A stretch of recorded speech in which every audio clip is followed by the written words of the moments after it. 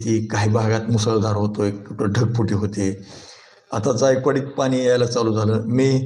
तुम्ही जर व्हिडिओ माझा पाहिला असेल परवाचा, तर मी सांगितलं होतं गोदावरीला जी पाणी प्रवाह जो काय लाभ क्षेत्र आहे त्यामध्ये पाऊस हा भरपूर पडणार आहे. उत्तर महाराष्ट्रातलं ते जे 5-6 जिल्ह्यात ढगफुटी सदृश्य मुसळधार पाऊस होणार आहे सांगितलं होतं. तर त्या पद्धतीने जवळपास 22,000 क्युसेकने पाण्याचा प्रवाह हा आपल्या मराठवाड्याची जीवनदायी जायकवाडी प्रकल्पामध्ये पाणी यायला चालू झालेलं आहे. आत्ता कुठंतरी 1-2% प्लसमध्ये पाणीसाठा वाढलेला आहे. मला तिथलं पण रिपोर्टिंग देणार आहे. जिथं धरणच आहे त्या धरणाच्या खाली पैठण आहे आपल्या नाथबाबांचं, आणि पैठणच्या पासून खूप जवळ लिमगाव म्हणून एक गाव आहे आणि तिथं शिवाजी बोरकर म्हणून आपला एक खूप स्नेही आहे, मित्र आहे, आपला चाहता आहे. तो आपल्याला पाहिजे ते रिपोर्ट दररोज मला तिथले इमेज, व्हिडिओ देऊ शकतो. पण मला त्यात इंटरेस्ट नाही. का नाही?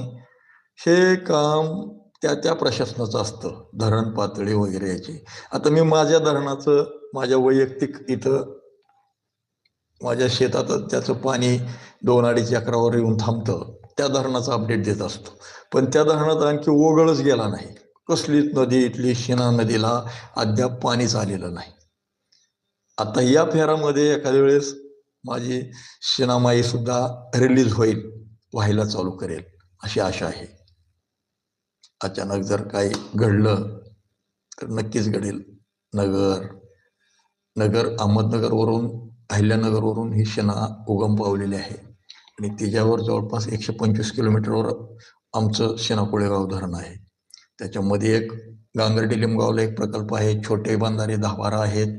ते सर्व भरल्यानंतर जवळपास शेवटचा प्रकल्प आमचाच आहे. नंतर उजनी धरणातील पाणी घेऊन छोटे छोटे अनेक बंधारे कर्नाटकापर्यंत आहेत. असं माझ्या शिनामाईचं अस्तित्व आहे. तर मित्रांनो, मला कुठल्याही विषयावर मला एक गोष्ट आवडेल की ज्यावेळेस तुम्ही एखादा विषय घेऊन आपण लाईव्ह होऊ आणि लाईव्ह तुम्हाला त्याची उत्तरं देऊ. आपल्याला तो एक कार्यक्रम बऱ्यापैकी राबवायचा आहे. दररोज ठराविक वेळेला शेतकऱ्यांनी लाईव्ह प्रश्न विचारायचे, त्याचं उत्तर द्यायचं. त्याला म नाही झालं पाहिजे. जसा तोंडातून प्रश्न आला की उत्तर सुरू झालं पाहिजे. ही कंडिशन किंवा या अवस्थेमध्ये आपल्याला शेतकऱ्यांसोबतच राहायचं आहे. शेतकऱ्यांतला एक घटक, तुमचा एक सवंगडी म्हणून मला जगायचं आहे, वागायचं आहे.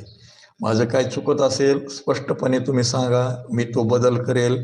किंवा माझं चुकत नसून तुम्हाला समजत नसेल तर ते समजून सांगण्याचा प्रयत्न करेल.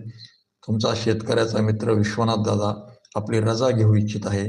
मित्रांनो, जवळपास 15 मिनिटं झाली मी तुमच्यासोबत संवाद साधत आहे. आनंदाची गोष्ट एवढीच आहे की परवापासून पावसाचा जोर आपल्या महाराष्ट्रातला वाढेल, ही आनंदाची बातमी तुम्हाला देतोय. आणि पुन्हा एकदा तुम्हाला विनम्रपणे विनंती करतो, आपल्या विश्वनाथ दादाचं ॲग्रो विश्वा मराठी हे यूट्यूब चॅनल सबस्क्राईब करा, बेल आयकॉन प्रेस करा, दादाला सपोर्ट करा. आणि जे हवामान अंदाज विश्वनाथ दादाचा म्हणून माझं एक फेसबुक पेज आहे, त्याला फॉलो करा मित्रांनो. ओके, धन्यवाद, शुभ दिवस.